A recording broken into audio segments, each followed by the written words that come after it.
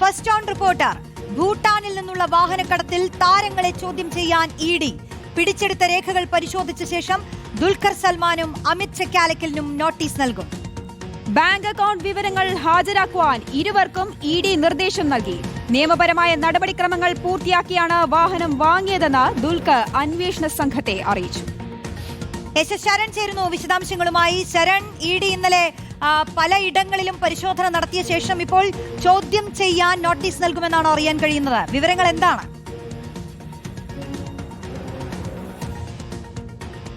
റോഷ്നി, ഇന്നലെയാണ് വലിയ രീതിയിലുള്ള പരിശോധനകൾ എൻഫോഴ്സ്മെന്റ് ഡയറക്ടറേറ്റിന്റെ ഭാഗത്തു നിന്ന് ഉണ്ടായിരുന്നത്. അങ്ങനെ ദുൽഖർ സൽമാന്റെയും അമിത് ചക്കാലക്കലിന്റെയും അടക്കം വീടുകളിലും ഒപ്പം തന്നെ മറ്റ് കാർ ഡീലർമാരുടെ ഓഫീസുകളിലും അടക്കമാണ് പരിശോധനകൾ നടന്നിരുന്നത്. ഈ പരിശോധന നടക്കുന്നതിനിടയിൽ തന്നെയാണ് ചെന്നൈയിലായിരുന്ന ദുൽഖർ സൽമാനെ ഇളംകുളത്തെ വീട്ടിലേക്ക് വിളിച്ചു വരുത്തി വിവരങ്ങൾ തേടുകയും ചെയ്തിരുന്നത്. എന്നാൽ അതിന് പിന്നാലെ ഇപ്പോൾ എൻഫോഴ്സ്മെന്റ് ഡയറക്ടറേറ്റ് തീരുമാനിച്ചിരിക്കുന്നത് ഈ രണ്ട് താരങ്ങളെയും ചോദ്യം ചെയ്യാനാണ്. ഇന്നലെ നടത്തിയത് വിവരശേഖരണം മാത്രമാണ്.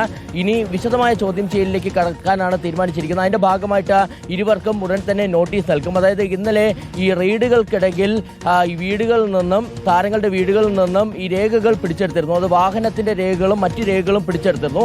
ആ രേഖകൾ വിശദമായി പരിശോധിച്ച ശേഷം നോട്ടീസ് അയക്കാനാണ് തീരുമാനിച്ചിരിക്കുന്നത്. ഇതോടൊപ്പം തന്നെ ഇരുവരുടെ സാമ്പത്തിക ഇടപാടുകൾ പരിശോധിക്കാനും ഇഡി നീക്കം നടത്തുന്നുണ്ട്. അതിന്റെ ഭാഗമായിട്ടാണ് ബാങ്ക് അക്കൗണ്ട് വിവരങ്ങൾ കൈമാറാൻ ഇരുവർക്കും ഇഡി നിർദ്ദേശം നൽകിയിരിക്കുന്നത്. എന്തായാലും വലിയ രീതിയിലുള്ള പരിശോധനകൾ ഇന്നലെ നടന്ന പോലത്തെ ഒരു പരിശോധന ഇന്നുണ്ടാകുമെന്നുള്ളൊരു സൂചന കൂടിയാണ് ഇഡി നൽകുന്നത്. നേരത്തെ തന്നെ കസ്റ്റംസ് കണ്ടെത്തിയിരുന്നത് എൻഫോഴ്സ്മെന്റ് ഡയറക്ടറേറ്റിന് അന്വേഷിക്കാൻ പാകത്തിലുള്ള കാര്യങ്ങൾ ഈ ഭൂട്ടാനിൽ നിന്നുള്ള നികുതി വെട്ടിച്ചുള്ള വാഹനക്കടത്തിന് പിന്നിൽ ഉണ്ടെന്നുള്ളതാണ്. അതായത് അത്തരത്തിൽ ഭൂട്ടാനിൽ നിന്ന് വാഹനങ്ങൾ നികുതി വെട്ടിച്ച് കടത്തിയതിലൂടെ കള്ളപ്പണ ഇടപാടുകൾ നടന്നിട്ടുണ്ടെന്നുള്ളൊരു വിവരമാണ് കസ്റ്റംസിന് ലഭിച്ചത്. അതിന്റെ അടിസ്ഥാനത്തിലാണ് എൻഫോഴ്സ്മെന്റ് ഡയറക്ടറേറ്റ് പ്രാഥമിക അന്വേഷണത്തിലേക്ക് കടന്നിരുന്നത്. അങ്ങനെ പ്രാഥമിക അന്വേഷണം നടത്തിയപ്പോൾ ഇഡി കണ്ടെത്തിയത് ഫെമ ചട്ടലംഘനം നടന്നുവെന്നുള്ളതാണ്. അങ്ങനെ ഫെമ കേസ് രജിസ്റ്റർ ചെയ്തുകൊണ്ടാണ് ഇന്നലെ വിശദമായ റെയ്ഡുകളിലേക്ക് കടന്നിരിക്കുന്നത്. ഇനി സ്വാഭാവികമായിട്ടും ECIR രജിസ്റ്റർ ചെയ്യാൻ, അതായത് ഈ കള്ളപ്പണ ഇടപാടുമായി ബന്ധപ്പെട്ടുള്ള ECIR രജിസ്റ്റർ ചെയ്യാനുള്ള നടപടികളിലേക്ക് കൂടി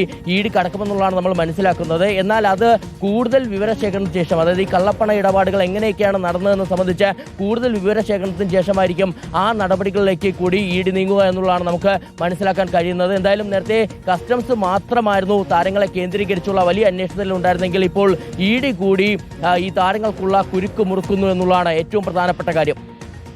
ശരൺ, ഇതിൽ ഇഡി ECIR രജിസ്റ്റർ ചെയ്ത് കേസിന്റെ കൂടുതൽ നടപടിയിലേക്ക് കടക്കുന്ന ഒരു സാഹചര്യത്തിൽ തന്നെ ആദായ നികുതി വകുപ്പിന്റെ അടക്കം അന്വേഷണം ഇതിൽ ഉണ്ടാവുമെന്നുള്ള പ്രതീക്ഷയുണ്ടല്ലോ അല്ലെ? കൂടുതൽ കേന്ദ്ര ഏജൻസികൾ ഈ അന്വേഷണത്തിലേക്ക് വരികയാണോ?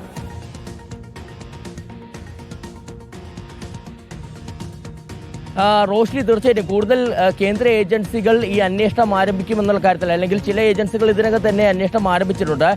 ഇപ്പോൾ കസ്റ്റംസ് ആണെങ്കിലും NIA ആണെങ്കിലും ED ആണെങ്കിലും അന്വേഷണം നടത്തുന്നുണ്ട്. ഇതിന് പുറമെ തന്നെ IT, NCB അടക്കമുള്ള ഏജൻസികൾ കൂടി അന്വേഷിക്കും എന്നുള്ളതാണ് നമ്മൾ മനസ്സിലാക്കുന്നത്. അതിന് പ്രധാനപ്പെട്ട കാരണം ഈ നികുതി വെട്ടിപ്പ് ഇത്തരത്തിൽ നടന്നു എന്ന് പറയുമ്പോൾ തന്നെ ആദായ നികുതി വകുപ്പിനെ സംബന്ധിച്ച് വലിയ സാധ്യതയുള്ളൊരു കേസ് കൂടിയാണ്. ഇതോടൊപ്പം തന്നെയാണ് NCB, അതായത് നേരത്തെ ഈ കണ്ടെയ്നറുകളിലാണ് ഈ ഭൂട്ടാനിൽ നിന്ന് വാഹനങ്ങൾ കടത്തിയിരുന്നത്. അങ്ങനെ കടത്തുമ്പോൾ തന്നെ കാറുകൾക്ക് ഉള്ളിൽ ലഹരി ഉണ്ടായിരുന്നു. അങ്ങനെ ലഹരി കടത്തും നടന്നു, ഇതിന്റെ മറയാക്കി എന്നുള്ളൊരു വിവരം കൂടി കസ്റ്റംസിന് ലഭിച്ചിരുന്നതാണ്. അപ്പോൾ സ്വാഭാവികമായിട്ടും NCBക്കും, നാർക്കോട്ടിക്സ് കൺട്രോൾ ബ്യൂറോയ്ക്കും അത് സംബന്ധിച്ചുള്ള അന്വേഷണത്തിലേക്ക് കടക്കാൻ കഴിയും. അങ്ങനെ മുഴുവൻ ഏജൻസികളും ഇപ്പോൾ ഈ ഭൂട്ടാനിൽ നിന്നുള്ള നികുതി വെട്ടിച്ചുള്ള വാഹനക്കടത്തിന് പിന്നിൽ ഉണ്ടെന്നുള്ളതാണ് നമുക്ക് മനസ്സിലാക്കാൻ കഴിയുന്നത്. ഇപ്പോൾ ഏറ്റവും പ്രധാനപ്പെട്ട കാര്യം എൻഫോഴ്സ്മെന്റ് ഡയറക്ടറേറ്റിന്റെ തുടർ നീക്കങ്ങളാണ്. ഇന്നലെ വിശദമായ പരിശോധനകൾ നടത്തിയതിന് പിന്നാലെ അവർ രണ്ട് താരങ്ങളെ വിശദമായി തന്നെ ചോദ്യം ചെയ്യാൻ തീരുമാനിച്ചിരിക്കുന്നു എന്നുള്ളതാണ്.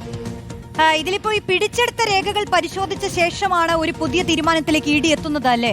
അപ്പൊ ഈ ദുൽഖർ സൽമാനും അമിത് ചെക്കാലക്കലിനും മാത്രമാണോ നോട്ടീസ് നൽകുക? ഇതിൽ മറ്റാർക്കും ഇത്തരത്തിൽ നോട്ടീസ് നൽകാനുള്ള ഒരു തീരുമാനം നിലവിലില്ലേ?